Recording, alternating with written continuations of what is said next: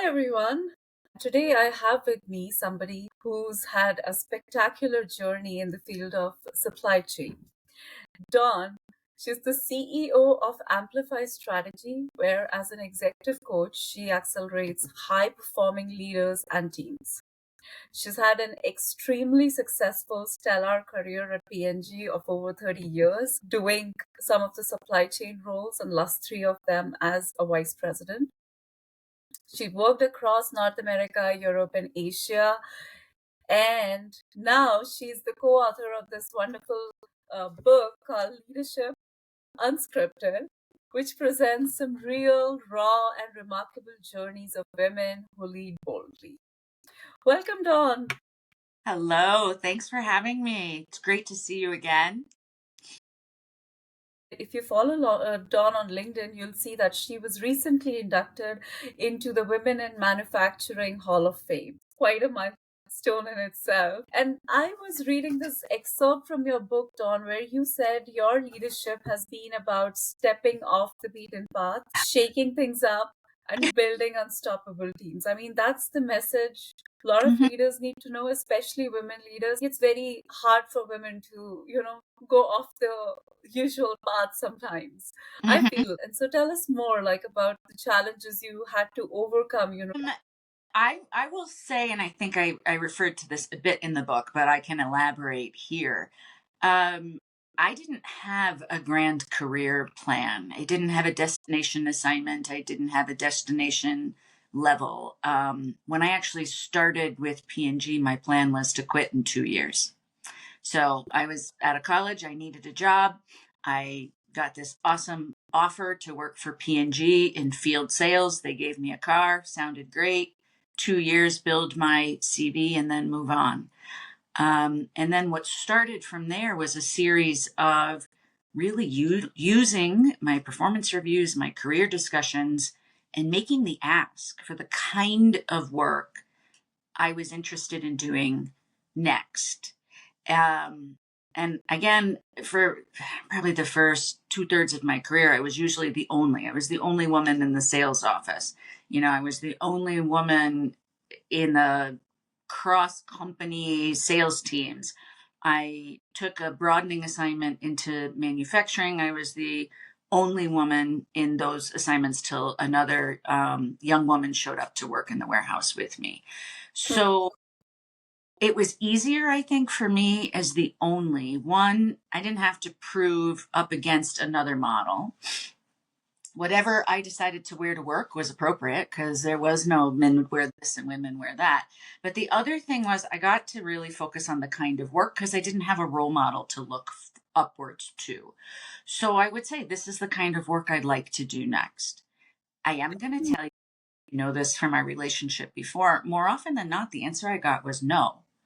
No, you can't do that, or you're not qualified for that, or we don't move people from this job to that job. And I naively said, well, I get to tell you what I want, and then you get to tell me what it takes to get it. If it's not going to happen, that's fine. Then let's talk about something else. But that doesn't change what I want to do or what I'm interested in taking on next. And I didn't realize at the time what a unique twist that was in using those career conversations. I'm going to say half the time or more within a year or two, I ended up in work of the kind of work I wanted to do. So I somehow was cueing the system. It wasn't necessarily the job title. It may not have been the function that I wanted, but it was the type of work I was interested in learning next. There were a couple rough spots. I had a couple assignments where I got what I asked for, and it was seriously, it was a nightmare.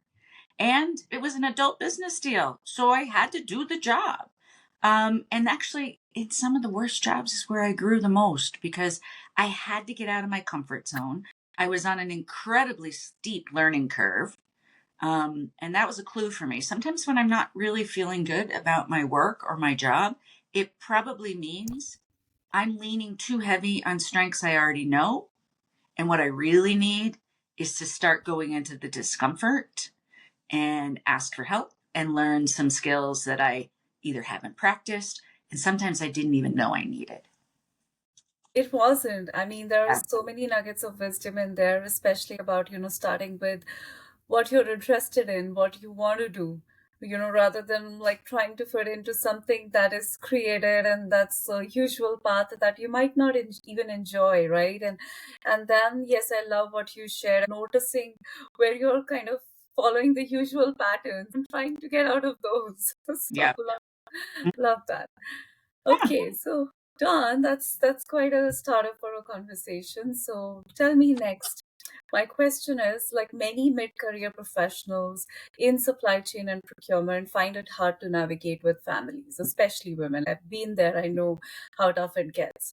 What was your secret there, and how did your family, support you in your choices? And I know they have.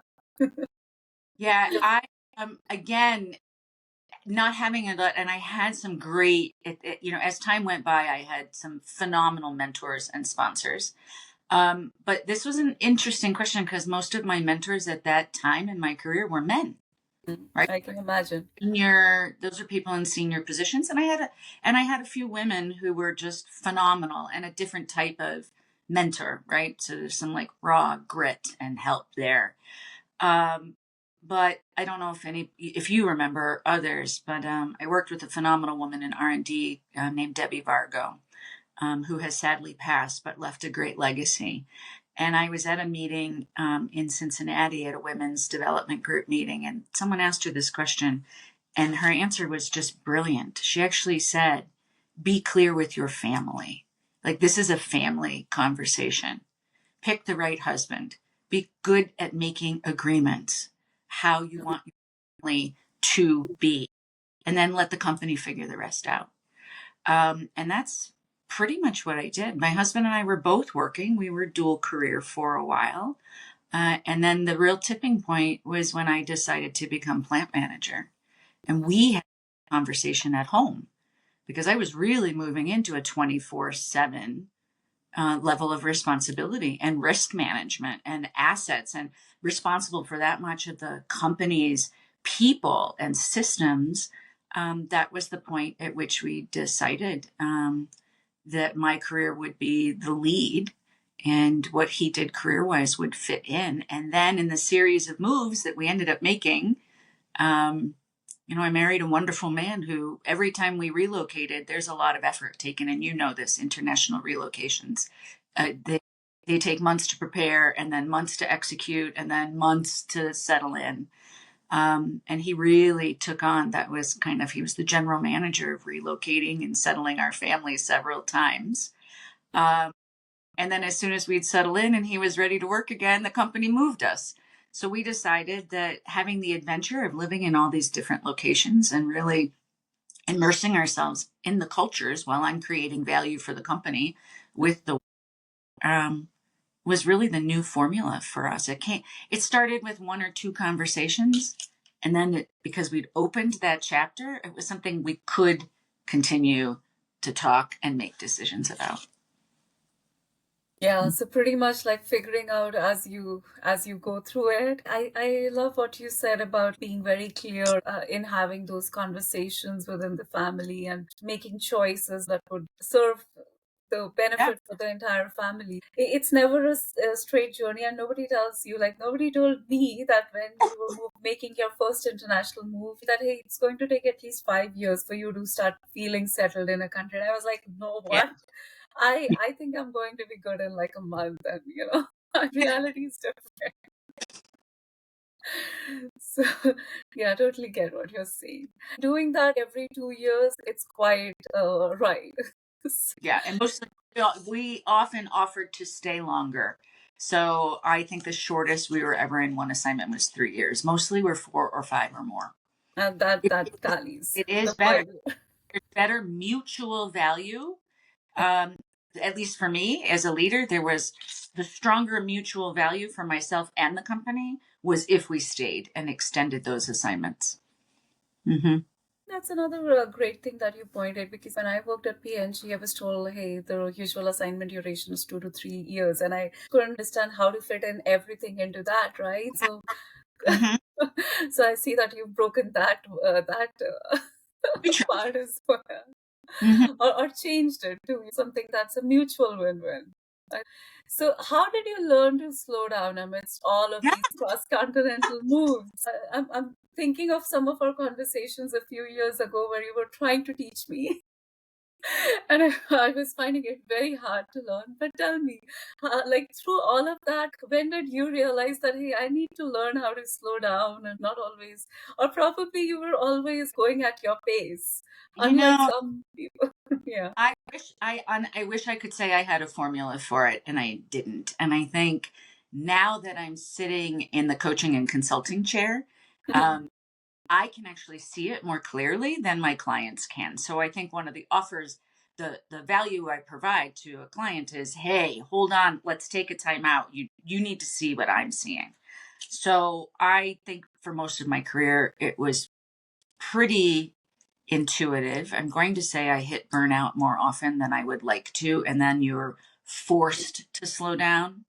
And then the big fight is you feel guilty about slowing down because you've created this habit of pushing so hard for so long. Again, I will say it was moving into 24/7 operations. So the first manufacturing assignment, and then plant management, and then multi regional global supply chains. That made big shifts for me because the time horizon of the work I needed to deliver was actually a longer horizon. And so started, I think I thought it was so risky at the time, and it ended up being so smart, is I literally took 1 day a month and I worked from home. And at the time, if you're in manufacturing, you need to be there where the work gets done. And to say, okay, 3 weeks from now on this Tuesday, I'm going to work from home, way before work from home policies were in place. It felt super risky to like reputation, right? Maybe it's going to be seen as a weakness in my performance. And yet I could get so much more accomplished in that just one focused day a month. And honestly, it was probably once every 2 months with everything going on, that I started making a regular habit of that as my career progressed. And then, of course, what you start to notice is now you get more of the weekend back for yourself. Now, my mind's not so busy in the middle of the night, waking me up trying to solve problems. So I took one risky kind of lean in move out of maybe some emotional or psychological desperation. And the benefit was like a big bang right away. So, and then I get to tell you, the other is the family and children, having other people who are counting on you and just want to be with you. Um, Really starts to shift your thinking. Like, how can I compartmentalize some of my time? So when I'm with the company, I'm with the company. And when I'm with my children, I'm with my children. I didn't take phone calls during soccer games, which would have been easy to do. Who would notice? The kids are running on the soccer field. But I was trying to capture that mental space to say, no, this time and space for this 45, 90 minutes, I am going to be right here in this. And don't think my mind didn't wander and I had to keep, grabbing it back. But I think for me, it's something I had to like take a little risk, get a little too stressed until I created enough of, I think, my own professional maturity and security to say, no, I can do this, right? And the sky's not going to fall and the plant isn't going to fall apart. So I kind of had to experiment and learn into it with time. I have techniques now that I learned probably in the last 5 or 6 years of my career and that I use regularly. I wish I had had 20 years ago. So I think there are techniques and I think there are tools that are more readily available with the internet and apps now than they were, back when I started. Exactly. I'm totally picturing how you would have done that process of setting boundaries, getting through that own personal discomfort, then managing others' discomfort, and yeah, keep going through all of Yeah. that. Well, we're like both coming from PNG, so it's not hard for me to kind of relate to Yeah. everything you say to. But there's lots of people in procurement and supply chain who don't have visibility to the kind of results that would have happened, right? And there, so I love the quote in your book which says, "Leadership is not about having all the answers, but Mm. creating conditions for others to participate." So yeah, like I would love for you to share with the audience what kind of results are we talking about here, because people would not have seen that in a lot of places. I we many of us will start our careers as individual contributors, so it's pretty easy to tie the string or draw the line between I do this work and I get this outcome. um, and what the benefit, and the many companies similar to P&G. At a certain period of time, they start expanding your scope of responsibility, right? So you'll get responsibility for a group of people, or you'll get responsibility for a system that touches multiple parts of the business. And when that expansion starts to happen, this is when I kept learning this lesson again and again. You know, as the jobs get bigger, the scope gets bigger, the time frame gets longer, and in several assignments, the risk profile becomes significantly higher. um, I still, more times than not, spent the first 6 months in an assignment thinking that all I had to do was lift harder, work harder, be smarter, read every email, respond faster, and if I could just be better, it would work. And then somewhere around that 6 month mark, I couldn't. I simply couldn't anymore. And I had a great assignment. I was in China, the only person in my assignment. My sponsor board was all VPs, and their expectations were pretty big and broad. And I didn't have the technical background. I certainly had the will, I had the intelligence to learn, but I literally did not have the technical background for what was needed to make choices.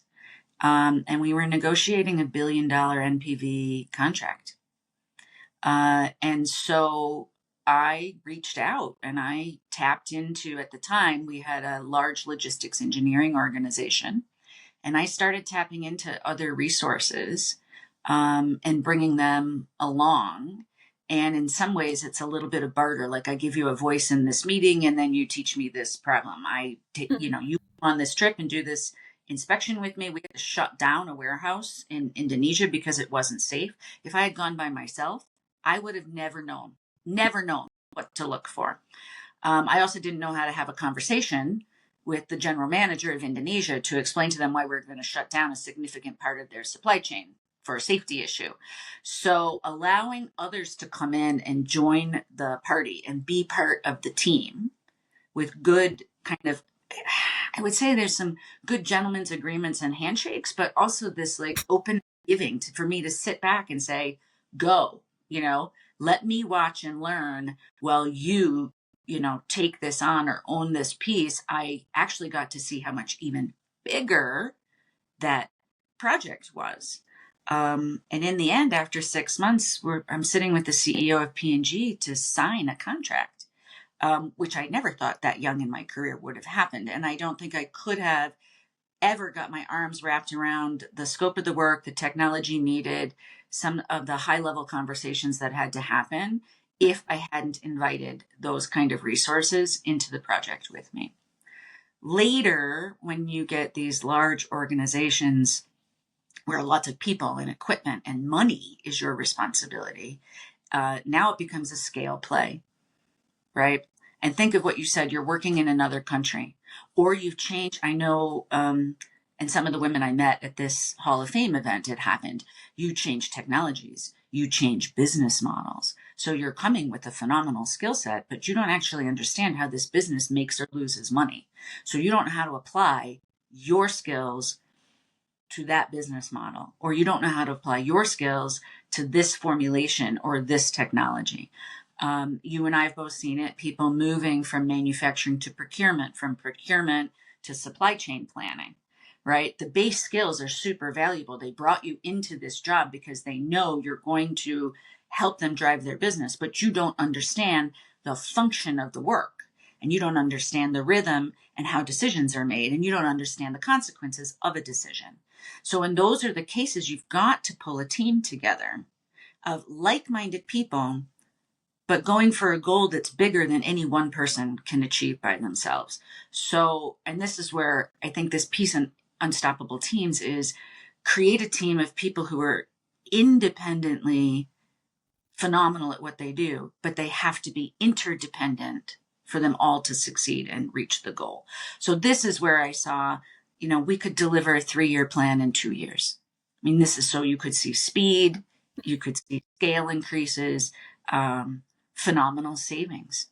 I mean, we doubled the net structural savings in the Asia supply chain in 1 year versus 3, simply because we allowed everybody to be in the system with what they're really good at together. Yeah, yeah. I now I appreciate the kind of planning and effort that goes into creating that. Nobody's stifling themselves to fit in. It naturally seems to fit in. I've been privileged to see that work, and when it works, it's magic. Like you Yeah, said, it creates those exponential results that people would not even dream of otherwise. I wish there's more of that in the world in the and times to come. it rarely happens naturally. We're just not wired as humans to do that, although we're very social creatures, so we want to socially connect and get along.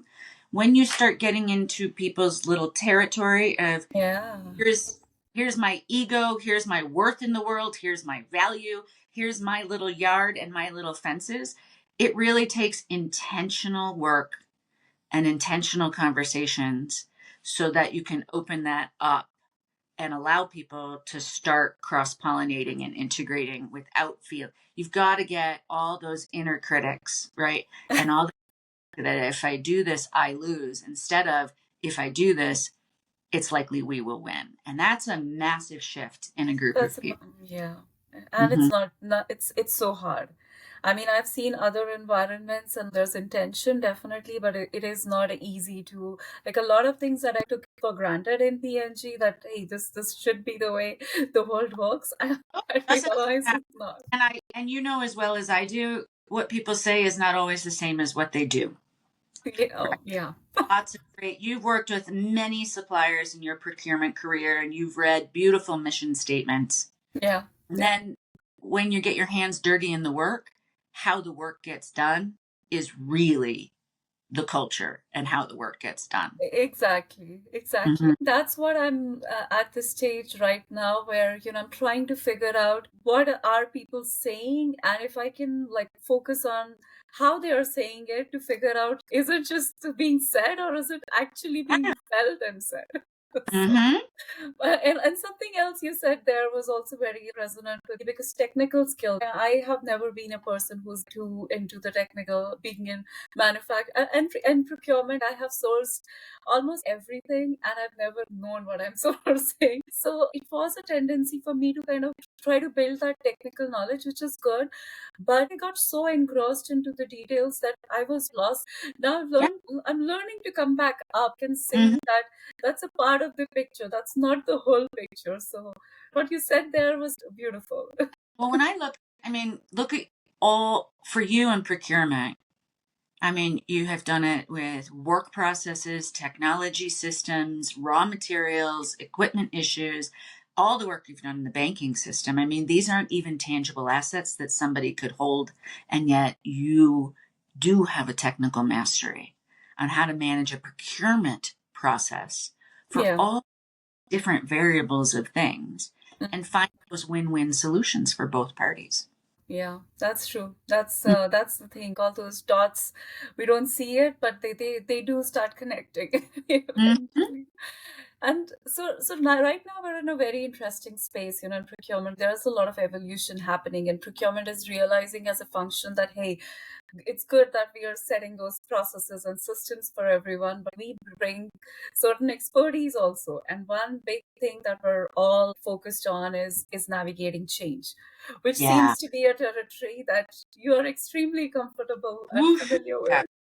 Mm-hmm. So, what would be your advice, John, to someone who's navigating change and complexity, like whether it's through their work or through different cultures? What could be some ways they can use to adapt early? I have a very strong belief in managing change from shutdowns, acquisitions, divestitures. The number of SAP ERP conversions I had to do, and then we've seen what's been happening with the supply chain in the last. It's more than 5 years, probably 8+ years. Um, I think there's two pieces to what's happening, or three pieces. There's an external force that causes change to occur. Now, that could be a management decision, that could be a typhoon, that could be a military coup, that could be a material shortage. There's an external tipping point that causes change to occur. And then we tend to only see the next step, which is the systems and the work processes of change. Now we need to change our lead times. Now we need to change our buffer inventory. Now we need to change our contingency plan. But the missing piece that most organizations will eventually figure out, but this is where I think we could become agile faster, is there is a people side to change. There is an impact on people and the organization. And companies like Apple with the iPhone, I used to have a slide deck that showed how fast they kept changing the iPhone. And while consumers were delighted with it, you can only imagine what's happening inside Apple with the designers and the techs and the manufacturing systems and the procurement systems and the delivery systems if you keep changing the specs so fast. But they made a conscious choice to decide that even for our people, the journey we have to go through change, and individuals go through almost exactly the same sequence. But if we can help people move through that faster with less perception of risk and more excitement about the future, then we can actually churn. And if you notice, I can't remember anymore what I had on the graph. It was like 3 years, 2.5 years, 18 months, 6 months. And now I think we're at like every 9 months, you can find a new iPhone. Yes, they had phenomenal technology, but what I will give them credit for is what they did with the culture of the people's process on how to go through change. Like, give up the old, move into a transition zone, be willing to experiment, be super present with what's here, what's working and what's not, as if it's just information, and then moving on to commit to whatever the new thing is. And then to be able to go through that cycle collectively as an organization again and again and again, I think is one of the key things that's made these iPhones so successful that nobody talks about. Yeah, that's a great example. When we're so comfortable with our processes and all, like, a stakeholder comes to us and they say, hey, spec is changing. And the first reaction is fire off, like, why do you No, keep changing specs? Don, yeah. that I can keep talking to you for hours. It's always so wonderful. I really want to ask you one last question. Okay. And that question is there any advice for procurement and supply chain professionals for today? I think the one thing I would particularly supply chain and procurement, is don't forget that you're working in a system. And so when change happens, something in the system has changed or needs to change. So many procurement professionals have they have a regional point of view, they have a global point of view. You're so embedded in both the input and output supply chains. But even understand that why businesses want to change or why something you think is stable has suddenly changed, really open, as you said, you've learned to start to see what are all the other contributing pieces. And this is rarely anything that has to do with an individual or with anybody's performance. It usually means a system is in shift.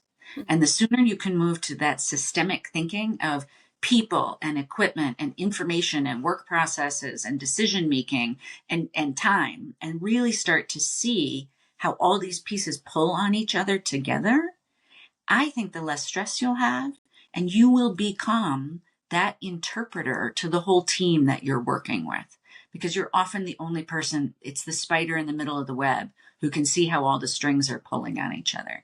And so I would say in procurement and supply chain, give yourself some credit for this and lean into something you're already naturally doing as more of a superpower, especially when things start shifting and changing unexpectedly.